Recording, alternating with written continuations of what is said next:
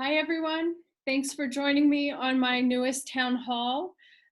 This is an exciting one for me because we have Dr. Eric Feigl-Ding, who is a world-renowned, can I say that? I think you are. Accidentally. Yeah. Epidemiologist from the Harvard School of Public Health. And he is our very own native here from Cumberland County too. So he's a local. Yes. Thank you for joining me. I know you're ridiculously busy. Like, see you on the news constantly, and we appreciate you giving us your time. Thank you. Yeah, thanks. I'm really happy to be here. Pennsylvania is very much where I grew up, elementary, middle, high school. And I've actually counted. I've lived in Pennsylvania longer than I've lived in any other place in the world. So Wow. I think that counts for something. No, and my mom was a professor in Cumberland County. I went to Shippensburg. So, I still remember all the school colors of Cumberland Valley, Carlisle High, Camp Hill. Yeah, some of those things don't leave you no matter how old we get. Yeah. Well, I know you have other commitments, so I don't want to keep you any longer than we have to, but I wanted to just start with how the coronavirus really got started. And you, of course, were one of the first people on Twitter to sound the alarm about it. And I know you got a lot of pushback from that initial tweet. Some not so flattering articles were written, which have since been rewritten to give you the credit that you actually deserve, which I'm happy to see. So Yeah.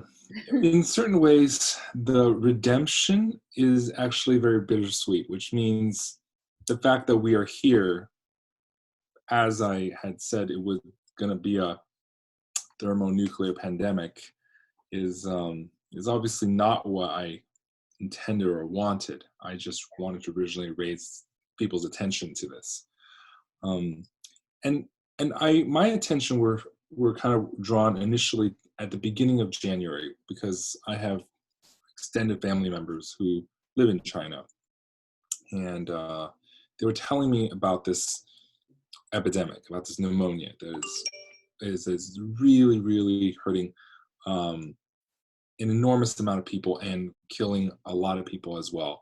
And so, I used some kind of like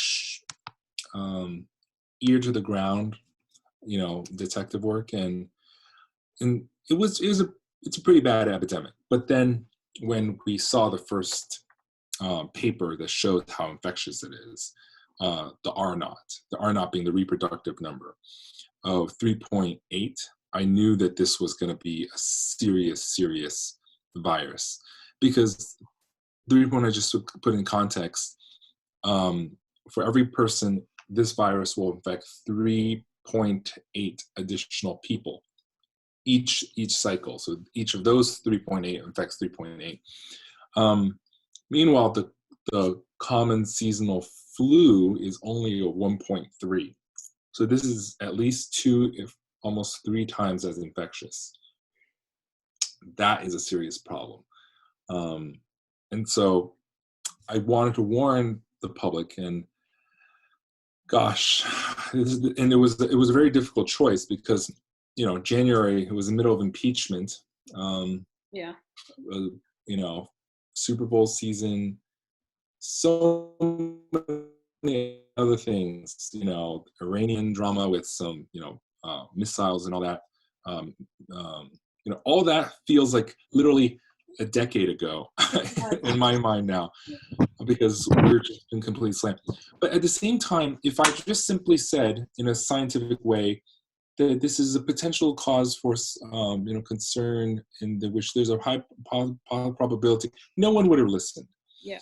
And the other thing is, people won't believe you. It's kind of like saying, if I told you, your January you, that we would be here, that the most of the world would be locked down, we would have unemployment of exceeding 16 million people in under 3 weeks filing, Yeah.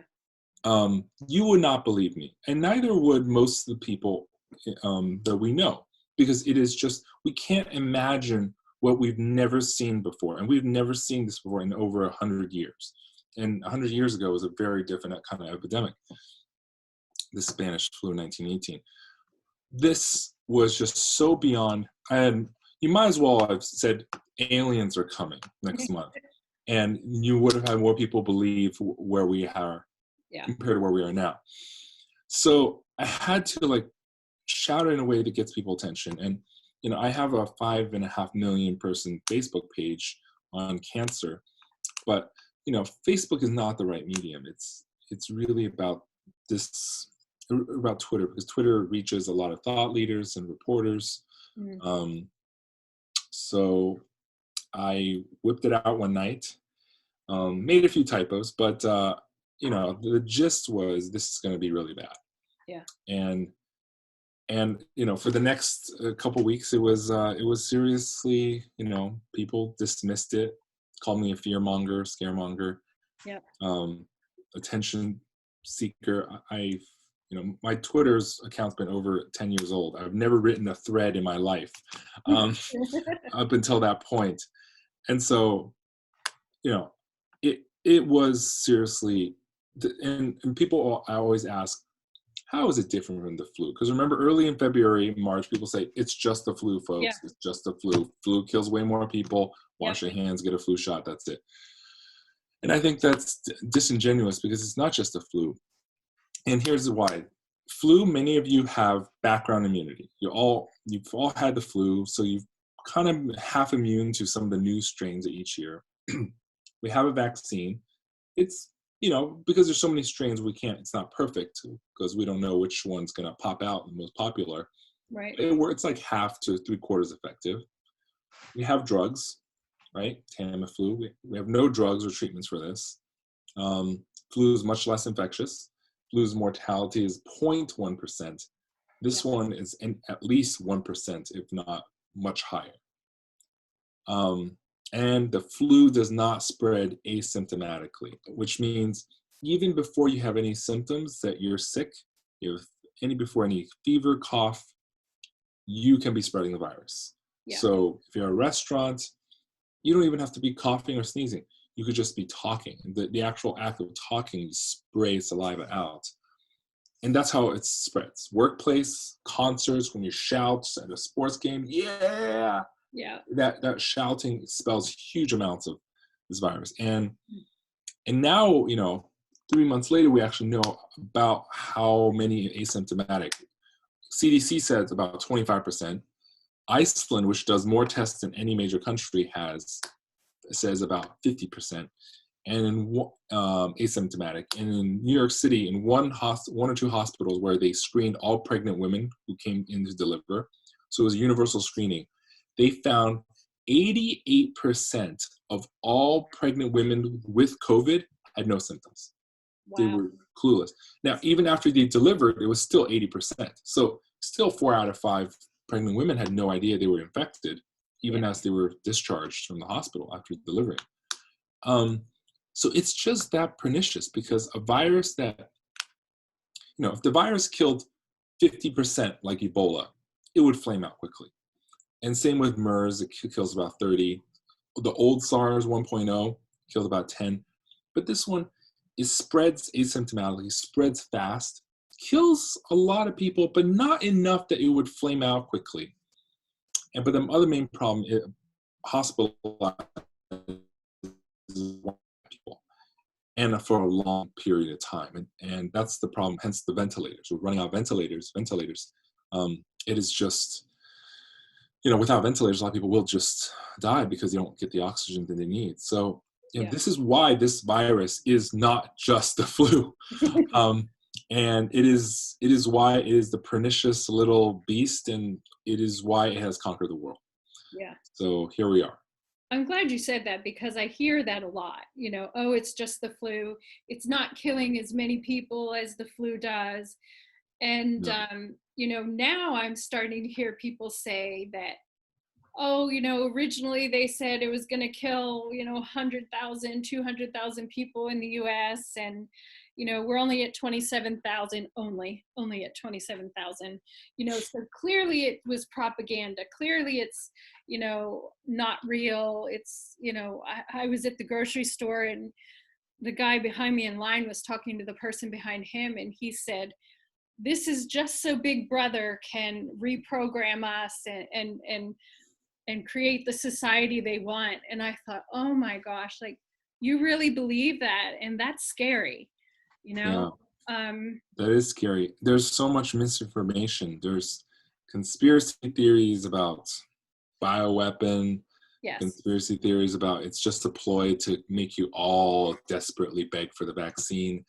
Yep. No, like, why would anyone destroy the world economy and hurt so many people just for that? Yeah. And you can see just by the ventilators and face masks that so many people are powerless. Right. And the U.S., we we had the same.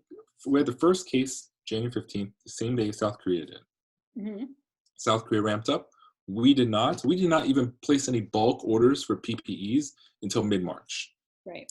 So that's about 70 days, which there was almost no action. Yeah. And this virus has a doubling time. It changes initially about a week. Then in parts of New York, they had a doubling time of every 2 days. Now it's every 3 days. But it's just an insane spread because, does our hospital capacity double every 3 days or even a week? Right. Does our number of doctors and nurses, Yeah. does our number of tests and hospital beds and ICUs and ventilators double every 3-4 days?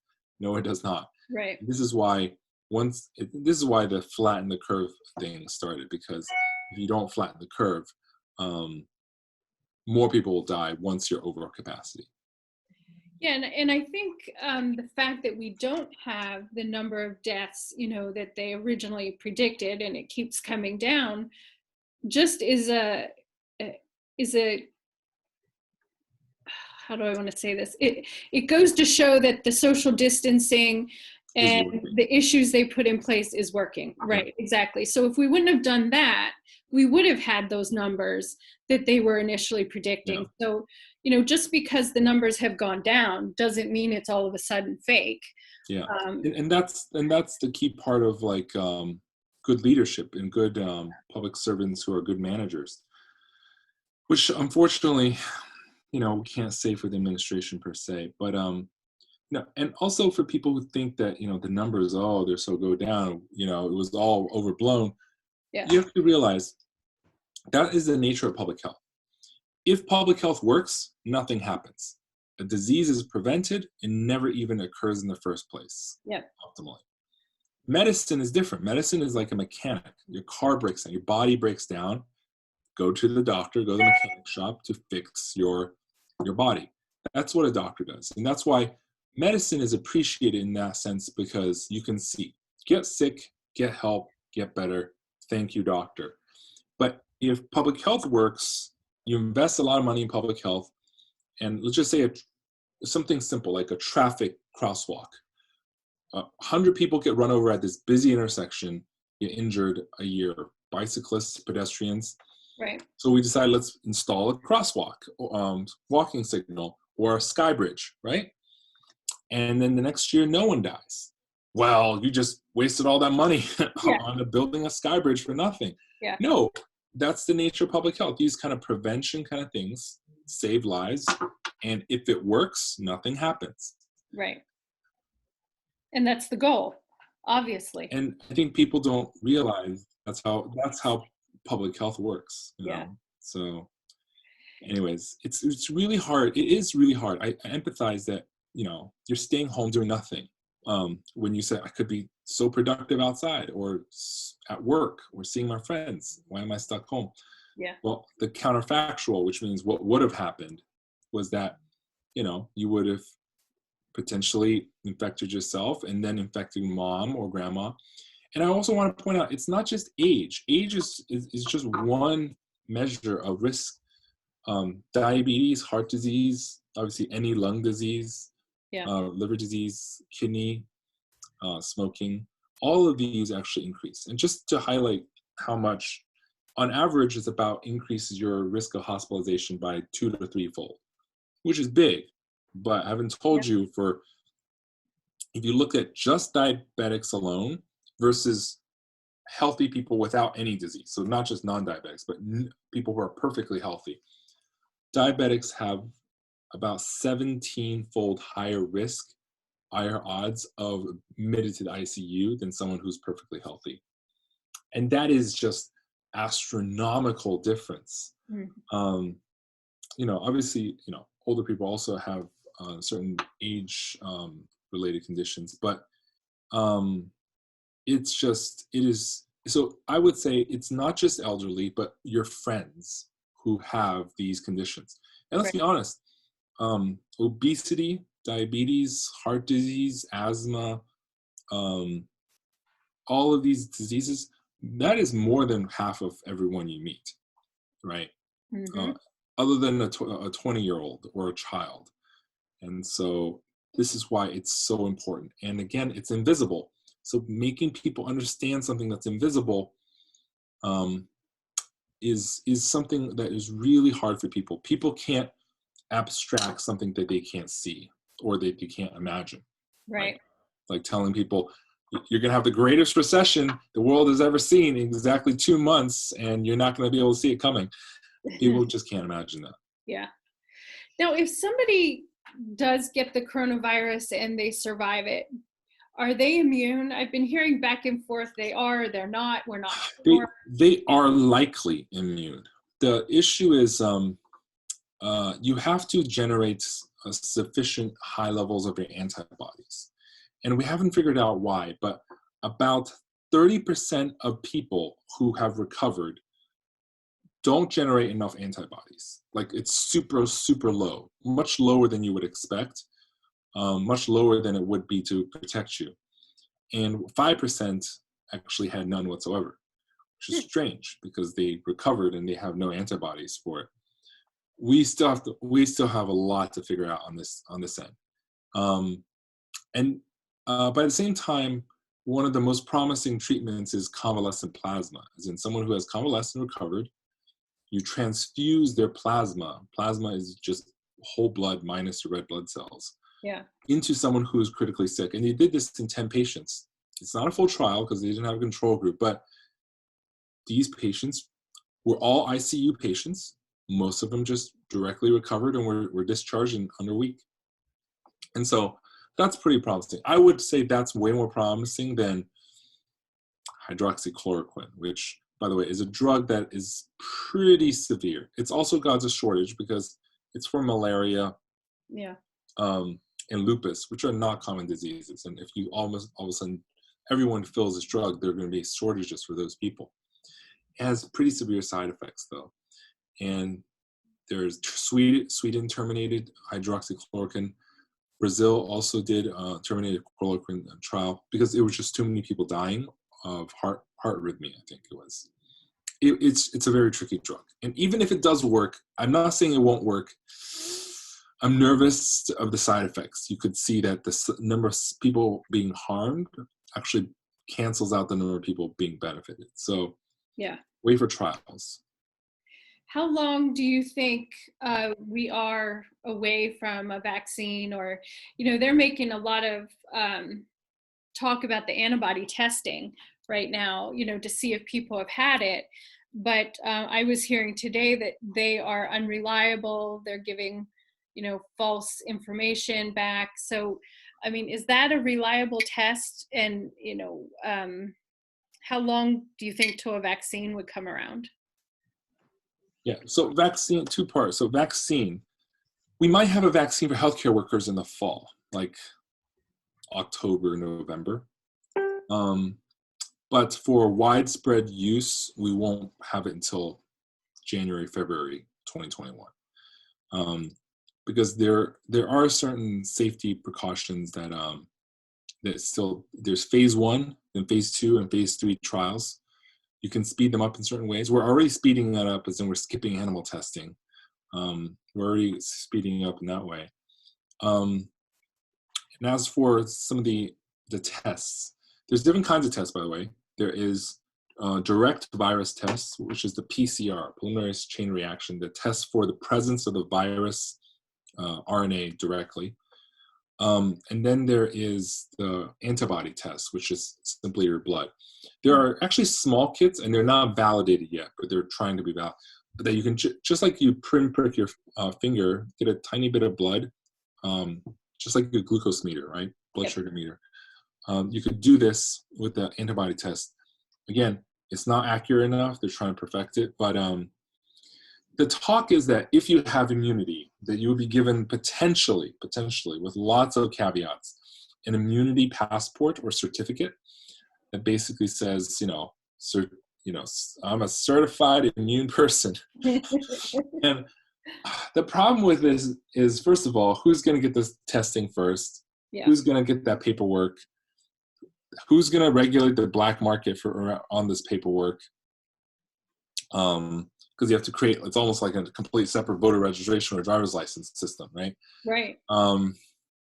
And there's, of course, economic insecurity, because in a certain way, your rich billionaire who lives in a mansion on a hill does not need it as much as the bus driver, the subway conductor, the train conductor, and your grocery store clerk, right? Those people who need it the most are probably going to get it the last. That's my worry. Yeah. This vaccine, these tests, they all need to be free, widely available, and they're not.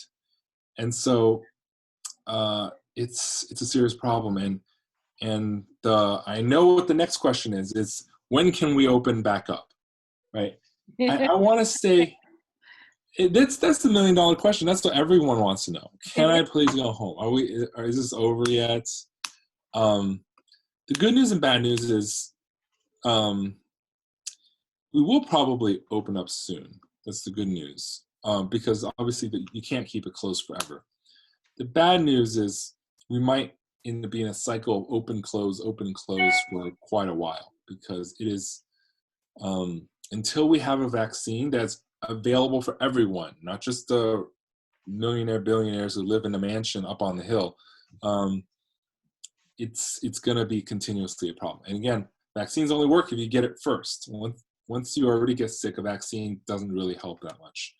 And so, I think that also the question is, we still don't have enough testing. Yeah. In New York City, for example, over 40% of all tests are positive. That's not saying that, 40% of all New Yorkers are positive. They're only testing people who come to the hospital and are hospitalized. So if you could walk in the ER with extreme symptoms and they say, you're okay for now, go home, you don't get tested. You get only tested if you get admitted. Oh, you're so bad, you need to stay overnight. And this is why it's about 30-40% positivity. So long story short, the opening time, I'd rather not focus on time, but when. And the when is when we have enough tests for everyone. Yeah. Every patient who shows any symptoms, get a test right away. And I often talk about frontier testing, because we can't, testing at the hospital or even at the ER is at the back of the battlefront, right? To truly fight the virus at the battlefront, you need to test them as soon as they develop symptoms. Mm-hmm. Or in some countries, so aggressively, they take a census polling approach. You're just going to take a sample of everyone. Yeah. Which these are very aggressive, but you need the testing volume to do that. Because once we open up, we know that the virus is still out there among some population, maybe no symptoms. We need to keep testing on a very, very rapid basis. And the moment the tests are ready, basically quarantine them if they're positive. And then the other thing is contact tracing, where we have to go back and find who were they next to in the last 5 to 7 days, sometimes even longer, because the incubation time is longer. And the problem is, you and I probably don't remember what we had for lunch 3 days ago, right? Not to mention, you might know some family and friends that you saw, assuming we've opened a business already. But if it was a crowded restaurant, would you know that you're so close to someone but your phone would know, right? Say this is some stranger's phone, and you guys were in some close proximity, and then you left. But then 5 days later, you tested positive, and then somewhere out there, it's registered that this phone and this phone were close by each other for 30 minutes, for example. That's scary. And then you would kind of notify the owner of this phone, who, unbeknownst to me, just happened to sit next to me or adjacent from me at a restaurant. That is a lot of scary, and it's called contact tracing. But the issue is, right now, you would need an army of people. And the army of people to do contact tracing, you basically almost need to send out the National Guard to do contact tracing, because you have to call grandma, where were you? It's kind of like, Law and Order, the detective work of, tracing contacts down and interviewing them. And if they have any symptoms, quarantining everyone you were in contact with. That takes so much amount of time. But we need to do that, because all these lockdowns, they're just mitigation. They'll slow down the epidemic, but they can't put it out. It's kind of like there's a wildfire and you're dumping a water from a water tanker plane.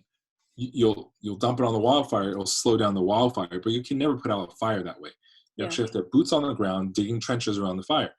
And our analogy is you need to have boots on the ground, contact testing, and then contact tracing people. That's the only way you can defeat it. And we need enough tests in order to do that. And I say, when we have enough tests for everyone, that's the optimal time to reopen business. Now, is every state governor going to do that at that kind of rate? I think some of the conservative states might open up even sooner. Like Kansas, the Democratic governor asked for a lockdown, but the state legislature overruled her, Governor Kelly. So, and then there's the issue of a leaky ship, because United States, we're porous. You go from one state to another, there's no borders. It's a hello, welcome to sign, right? Yep. But European countries can close off their borders, so they have control of their borders. We do not.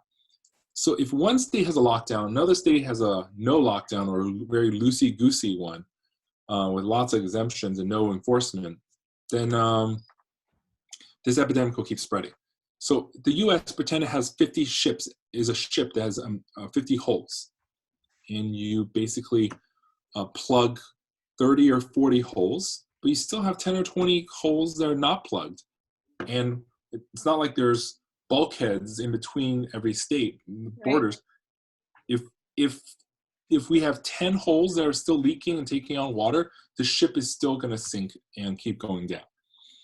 And that is the problem in the States. We can have super tight borders super tight lockdowns in different states, but as long as not every state doesn't have that tight lockdown, it's super leaky. Cases will keep leaking in and out.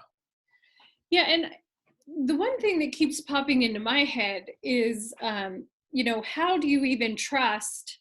First of all, you really can't trust the numbers in terms of the number of people infected, because, like you said, we're not testing everybody. My fear is that people are out there, because we're not testing everybody, spreading the disease. And even if we are testing people, isn't it a problem? Like, maybe Monday I don't have it when I'm tested, but Wednesday I get it. So now I have a certificate that says I'm clear. But what if I get infected 2 days later or a week later? The passport is only if you have an antibody test. The antibody is the only one that tells you if you have prior immunity. Okay. And which, again, we don't know if it's guaranteed at the moment, because right now, I hate to say it, in Korea, there's hundreds of cases of relapses, which means people who previously recovered, but then got sick again. Yeah. Now, some people are saying reinfection, but it's most likely a relapse, right? Reactivation. And but then if the virus will reactivate, then that kind of goes against the, well, I've had it before, I can't get it again, right? Yeah. So it's very nerve-wracking. There's so much we have to learn. Every week we learn so much. It's like drinking from a fire hose. We have a joke lately that there are decades in which nothing happens, and there are weeks in which decades happen, and every week is a Yeah. decade. Yeah. Now, in terms of our knowledge, in terms of, gosh, what's going to happen next week? Gosh, it's make or break for these businesses. Gosh, we're not going to get our stimulus checks in time. Yeah. Gosh, this paycheck protection program is really stalled out, and it is very frustrating right now. It is. Now, what about these? So somebody just gave me one of these. It's homemade. There is, I think they put a baby wipe inside. So, this is what our governor is saying. You go out, you got to wear a mask. And apparently, if we go back to work, this is what they'll say you have to wear. This, to me, while I appreciate it, doesn't feel like protection. It concerns me. No. So it really concerns me if they're saying, let's go back to work, wear your mask and it'll all be good. And I don't know if a baby wipe is going to help me at all. I sort of think not, but I don't know. Yeah, so masks, these everyday masks, are not meant to prevent you from inhaling the virus. Mm-hmm. It's to prevent you from expelling saliva that affects others. Okay. So there's two ways. Everyone protects themselves with a N95 mask, which we don't have enough of. Right. Or everyone puts on a mask that prevents them from sneezing, coughing, or breathing their particles from their mouth into the air. Right now, because of the lack of masks, the cloth masks are very effective for catching your droplets. And if everyone catches their own droplet, basically if everyone stops spreading their droplet from their mouth from breathing or coughing or talking, that's another way to prevent spreading the virus. And people still have to go to grocery stores and pharmacies, right? Yeah. So that's what you kind of have to do in these trying times. And so cloth masks will help, but only if everyone uses it. Yeah. And I've been to the grocery store, and sadly, I'm not going to say which one, but sadly the workers there weren't even wearing a mask. Yeah. So right now the Pennsylvania legislature, I don't know, I'm sure you've heard, is pushing to reopen. They're saying, well, if we follow guidelines, then it's safe to have everybody go back to work. And how do you feel about that? I mean, is that, first of all, and also nationally, they've got the May 1st timeline. Do you trust the people that are giving our legislators advice? Have you even heard, especially on the Pennsylvania side, where they're getting their advice from?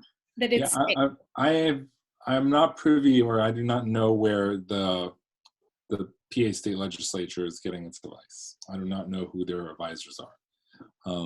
Presumably they've consulted with Secretary of Health Levin, but I'm not sure. Yeah. And again, if you want to, it's like finding a doctor or a lawyer. If you want to find someone to agree with you, yes. I'm sure in this world you can find some expert to agree with you from whichever political spectrum that you're on. At the end of the day, there needs to be objective rules. It's kind of like on a stock market, there are circuit breakers. If it passes a certain point, the stock market stops trading, regardless of what caused it. We kind of need these pre-agreed rules. Okay, if you insist on opening up, I don't recommend it, but if you insist on opening up, will you commit basically to closing it back down if it goes back up by 10%, right? You have to have and then, look, this is objective. If it goes back up, you promise you have to lock it back down. And if we have these circuit breakers like installed, then it becomes less political, right? We all agree it can't be going up. As long as it stays down, we can stay open. And we also have at the same time pledge to have enough testing, right? Because again, the circuit breaker can't be triggered unless you have enough testing. So that's why I think to reopen, we need enough testing for every workforce, basically, every patient, as well as people in the workforce, especially people working consumer retail kind of things. And you need to have these preset rules, testing and contact tracing and quarantine, obviously, whether you use in-person or digital, and these the preset rules. Because if you don't have that, it'll just be another political mess of finger pointing of when we're going to close it, right? Yeah. Do you think that there is a safe way, like right now, we are where we are, there's not enough tests, but yet, they're voting on the House floor they passed it in the House, to open us back up, kind of override the governor's stay-at-home order. So do you think that there's any way that we could do that safely here in Pennsylvania, given the fact that we don't have enough tests? We have no clue who has it, who doesn't. Is it possible? Yeah, this is really worrisome. This is what worries me. Because when you don't have tests, you're driving in the dark. It's like driving at night and you have no headlights. Yeah. How confident are you to put your foot on the gas to accelerate? You can't really see well at night, right? That's the problem. Without any testing, we're literally in the dark without headlights. And then you're asking, now, accelerate faster. Super risky. If we had like testing on the scale of obviously Korea or Iceland, I feel much better. And you have to realize this virus is so infectious. The wealthiest state in the whole world, Singapore, where it is incredibly wealthy there. The money is not an issue to almost anyone in that city, and the government has an enormous amount of wealth. They give out masks, like really good quality masks to everyone. They have really advanced testing that's available early. Long story short, they reopened up, their circuit breakers pulled, and they closed back down. Because Singapore, it's not a small city, but this one city got 450 cases in one day. Wow. How and long none of them are import, they're all community transmission. So if Singapore has, they reopened, closed back down again. And again, they're one of the wealthiest countries with the best testing. That's the worry, where if they can't even keep it contained in one of the wealthiest places and the most technologically advanced cities in the world, we're in trouble. And Singapore at least has really tight borders. It's a small city. It's a city country. No one comes in and out because without passports, and no one's basically allowed in right now unless you're a citizen. But that's not true for Pennsylvania, nor for any U.S. state. I drove up into a cabin in the woods last weekend for Easter in Pennsylvania, and there's there's plenty of people on the roads, as you know, and there's no way to really monitor and police any interstate traffic. So I'm really nervous for Pennsylvania. I think Pennsylvania just joined the 7-state pact, right? They basically, we'll live together, die together.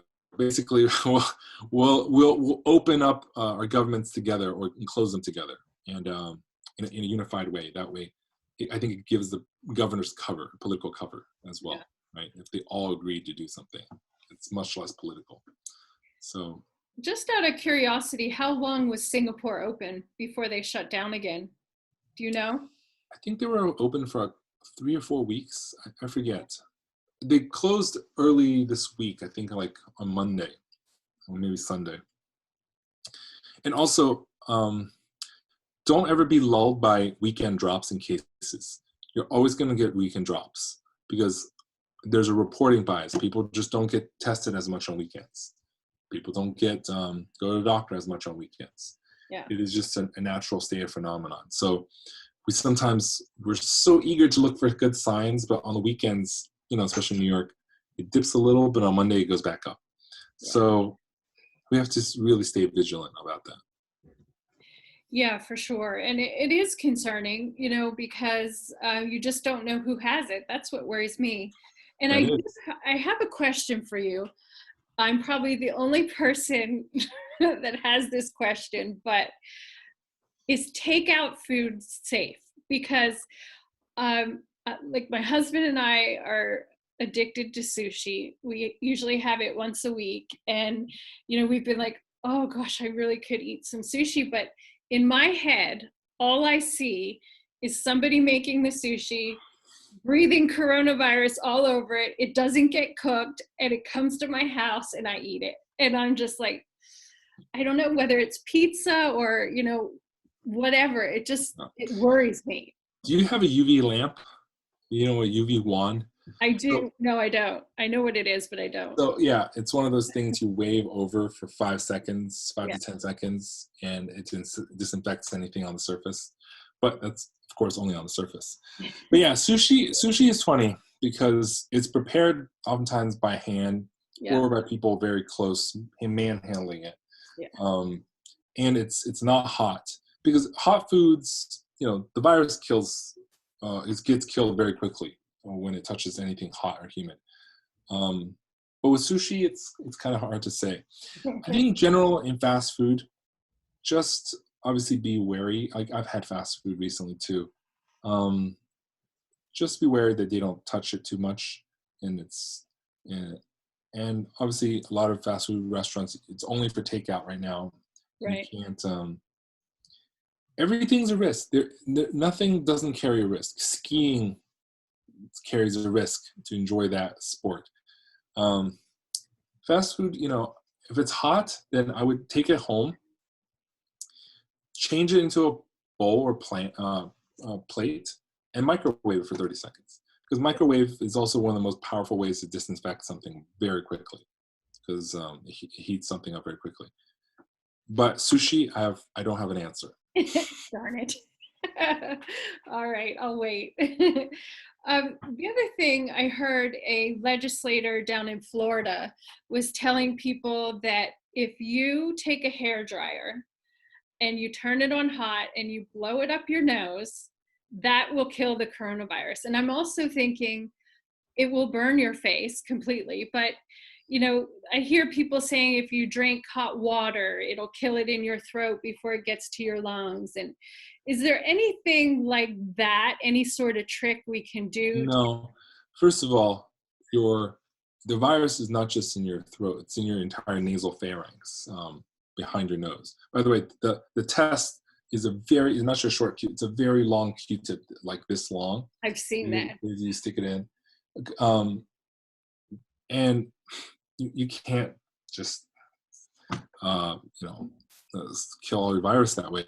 The other thing is the virus oftentimes lives inside your cell while it's reproducing, and then it bursts the cell to release all the new viruses. So if it's inside of a cell, it's kind of like protected and hidden.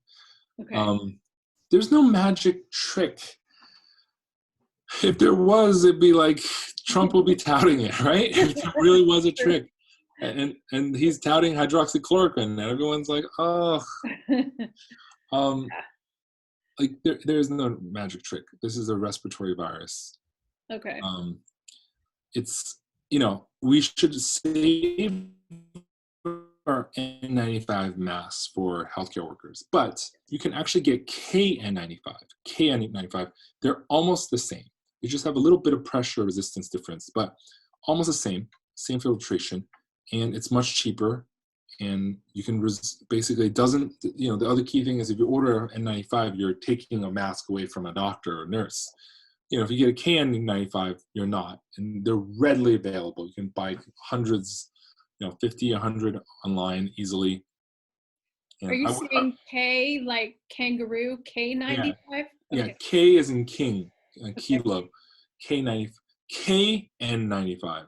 Okay. Um, you know, and you can order from reputable sources like Alibaba, Express, which is like the Chinese eBay. And Yep. they have like protection against fake goods. So I would say something like that is also something that could protect your family. But again, don't touch the N95s. Save it for actual healthcare workers. Yeah. Um, I think again, distancing. We don't have a drug yet. We'll have a drug hopefully. We have so many drug trials right now. We'll hopefully have drugs by May that we know whether will work, and by June we'll have more. By summertime we'll have even more. Yeah. So I would say those kind of avenues. Okay. Stay at home as much as you can. Wear a cloth mask at least, if not one of these other masks. It's probably the safest precaution. Yeah. But I really empathize for all those people who have to go back to work, Yeah. especially on the front lines. They deserve hazard pay, to be honest, especially grocery workers. They really do. And I think that was on the floor and that was voted down, which was really disappointing because, these people are keeping our country running, keeping us fed, keeping us safe, healing us, when we're sick. And all we're doing is saying, no, minimum wage is good for you, but you've got to work. And it's really sad that that's where we are in Pennsylvania, especially. There was a while in which the hospitals were preventing doctors and nurses from even wearing their own masks. And that's like really silly. Look, I don't, doctors and nurses have families. You don't want to basically go home, work, and then That's right. infect their families. It's a serious issue. Yeah, absolutely.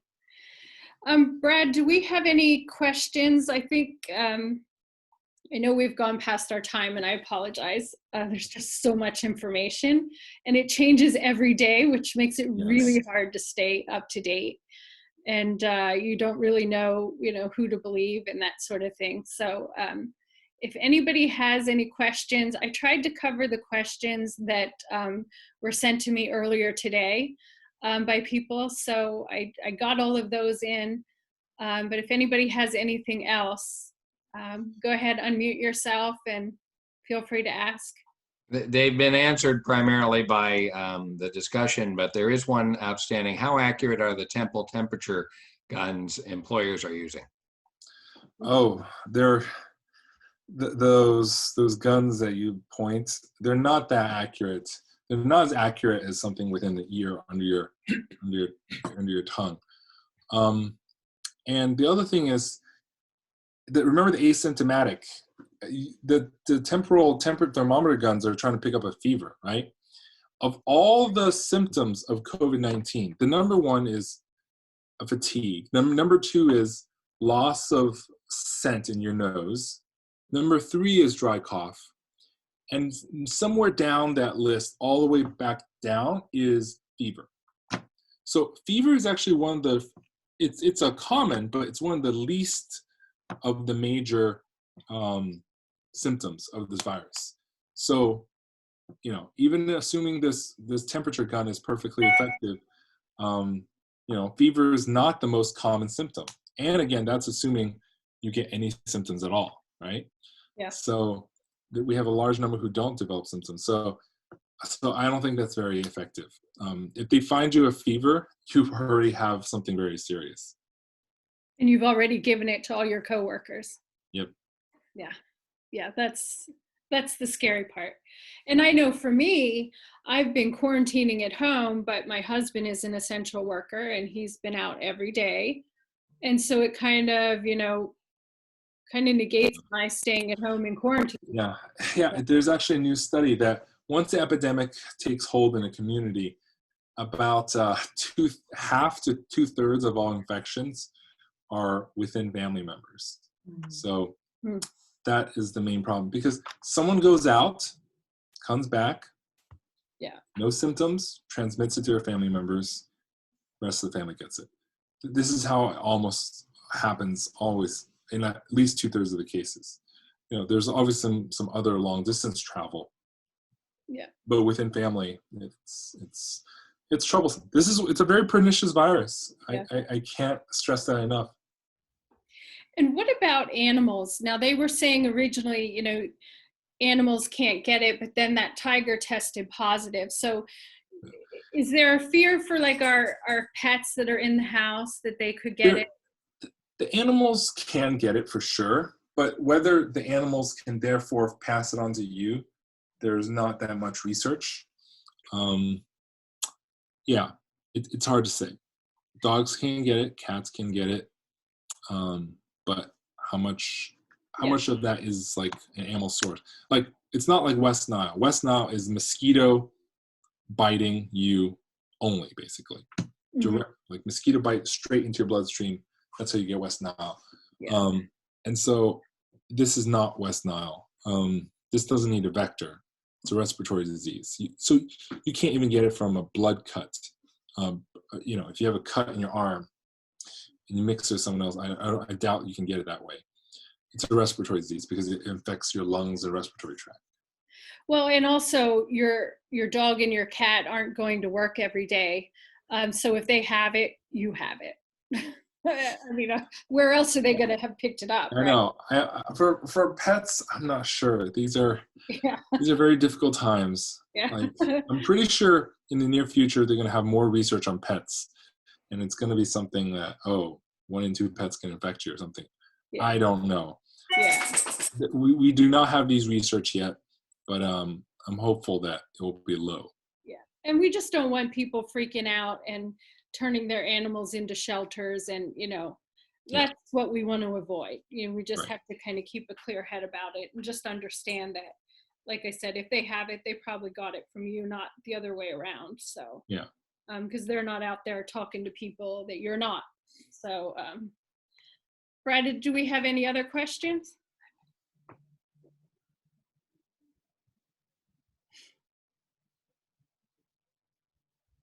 I will take that as a no. Maybe he's scrolling through.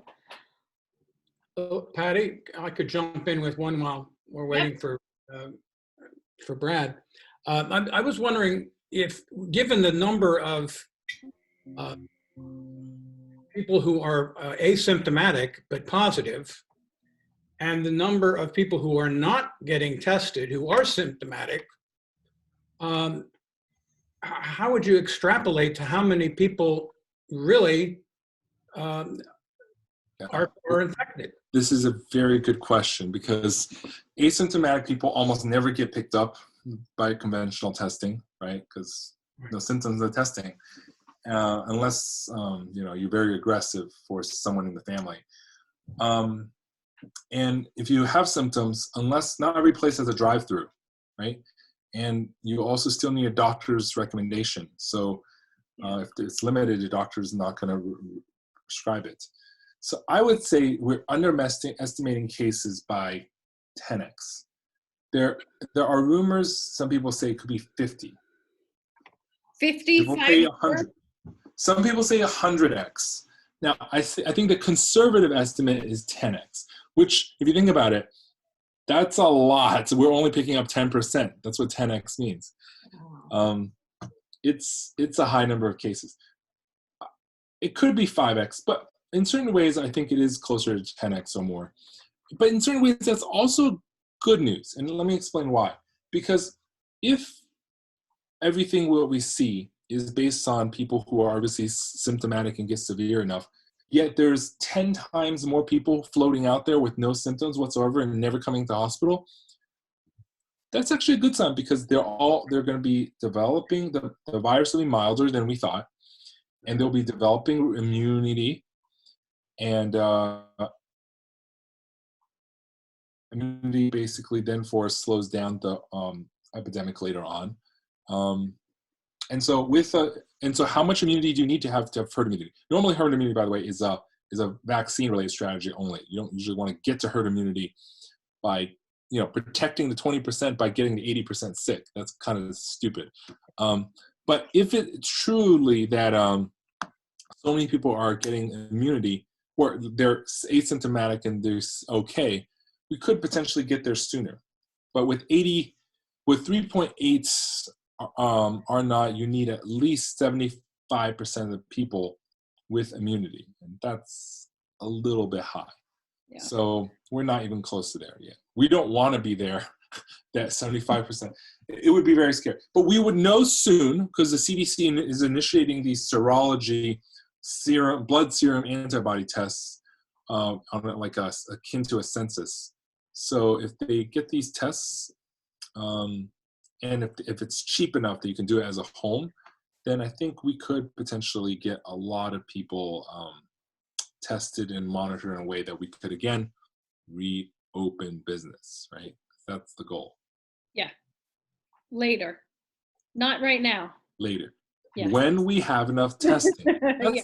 That is my answer to when can we open? When we have enough testing. When is that? Well, are we going to get through all the bottlenecks? You know, we have the kits now, but it's also the reagents, the lab delays. You know, California threw out 60,000 samples last week because the backlog took so long that the samples expired. Wow. And they had to throw them out. And so I was going to post a graph of this. It's interesting. California, test positive, test negative, and they just threw these out. It was like, pooch.